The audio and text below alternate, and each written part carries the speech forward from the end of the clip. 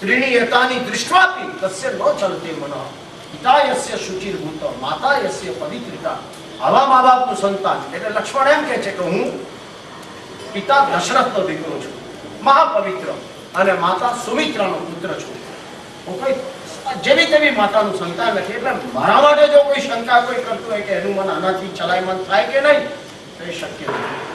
હું પણ આગળ વધું છું કે તો દૃષ્ટવા એટલે જોઈને ચલાયમાન ન થાય, અડીને તો થાય. જોવું અને અડવામાં ફરક છે. સ્થૂલભદ્રજી પક્કા બ્રહ્મચારી છતાં રૂપકોશાને ત્યાં એકાંતમાં ચોમાસું કરવાનું સાહસ કરે છે. તું ખાઈશ તે ખાઈશ, તું ખવડાવીશ તે ખાઈશ, દેખાડીશ તે જોઈશ, કાનમાં આપણા 12 વર્ષનો સંસાર મને સંભળાવીશ તો સાંભળીશ, બધું કરીશ, પણ જો રૂપકોશા અડવાની વાત નહીં કરતો. સાડા ચેકી આવો સ્થૂલભદ્ર સાહસિક, અતિ સાહસિક. અને રૂપકોશા એટલો કદાચ રહેવા દો, કબૂલ તમારી શરત, જાઓ, તમને નહીં અડું, પણ હું તમને કહી દઉં છું કે હું જો ખવડાવું તે ખાવાના હો, શું બાકી રાખીશું? ધ્યાન રાખજો, મસાણા ખવડાવીશ. અને તમે જો એમ કહો છો કે તું દેખાડીશ તે જોવા તૈયાર છું, તો શું દેખાડીશ? આ બધા ચિત્રો બતાડીશ સ્ત્રી જાતિ. હું તો રૂપકોશા છું, મારા તો રંગમંડપમાં આ જ હોય. અને તમે કહો છો સંભળાવીશ તે સાંભળીશ, તો 12 વર્ષમાં આપણે બે શું કરતા હતા? 24 કલાક બોલીશ બધું. પછી ક્યાં જશો તમે? હું તમને નહીં અડું, પણ હું તમને કહી દઉં છું, તમે મને અડવા માટે દોડશો અને મને ચોટી પડશો. હું તમને કહું છું સમજીને કહો. સ્થૂલભદ્ર કે સમજીને તારે નહીં આવવાનું, એટલી તું વાત કર. હું શું કરીશ તું ચિંતા ન કર. અને સ્થૂલભદ્રજી પાસ થઈ ગયા, ઉતરી ગયા. આવી અડવાની સ્થૂલભદ્રજીએ પણ ભય સ્થિતિ જોઈ ના પાડી. અડવાનું નહીં, કારણ કે અડવાથી કદાચ હું હાલી જાઉં, હું પતન પામી જાઉં. અડવાની વાત ન કર. બાકી કરે છે કે સ્ત્રીના અંગમાં, આંગળીમાં બધે વિકાર પડેલો છે, પુરુષમાં પણ બધે વિકાર પડેલો છે. અડવાની વાત નહીં, અડવાથી માણસ ઉછળી પડે.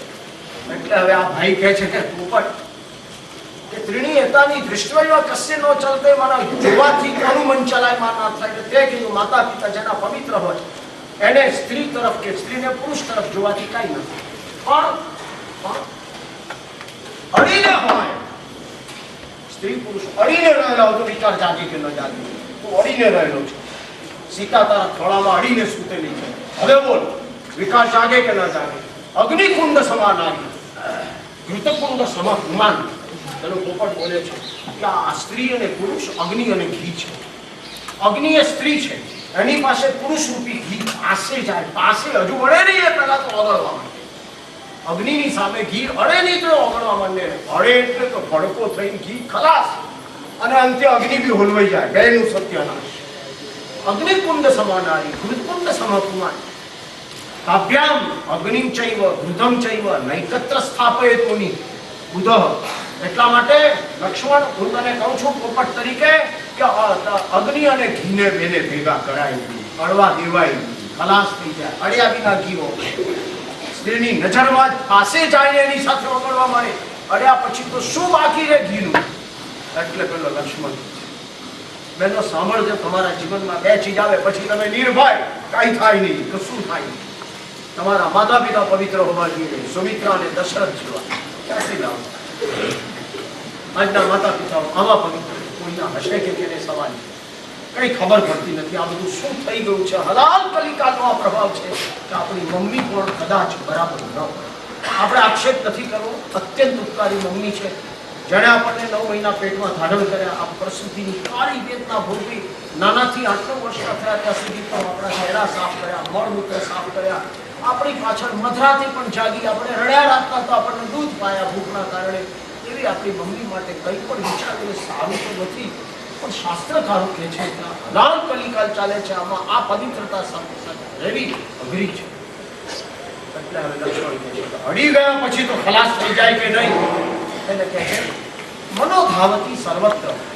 લક્ષ્મણ કહે છે પોપટ, હા તારી વાત સાચી છે. મદનમત્ત ગજેન્દ્રવત, માતેલો હાથી ગાડો વળેલો, જેમ ચારે બાજુ ભમે છે ને, ઝાડ તોડી નાખે છે, તોફાન કરે છે, એવું સ્ત્રી અને પુરુષ પરસ્પર કરે છે. પણ જ્ઞાન યોગે સમુત્પન્ને તસ્ય નો ચલતે મન. જે સ્ત્રીમાં કે જે પુરુષમાં જ્ઞાન યોગ ઉત્પન્ન થઈ ગયો, પુરુષ સ્ત્રીને માટેનું જ્ઞાન બધું જાણે. કઈ છે, શું છે? એક નારી છે, એક એને દેહ મળ્યો છે, અને રૂપ અને સૌંદર્ય અને લાવણ્ય મળ્યો. એ શું છે? એમાં શું છે? એમાં કઈ બીજું કઈ છે જ નહીં. આવી જ્ઞાન યોગની દશા જનક વિજયી જેવી કે સુખદેવ જેવી જેણે પ્રાપ્ત કરી હોય એને લક્ષ્મણ કહે છે તસ્ય નો ચલતે મન, અડી જાય તો પણ એનું મન ચલાયમાન થતું અને પોપટ ફડાક કરતો નીચે રામ બનીને આવી ગયો. શાબાશ લક્ષ્મણ ભૈયા, શાબાશ. સીતા ઉઠી ગઈ, લક્ષ્મણ રામ જતી. મારે એકલા 40% મમ્મીના છે, સત્યાના છે.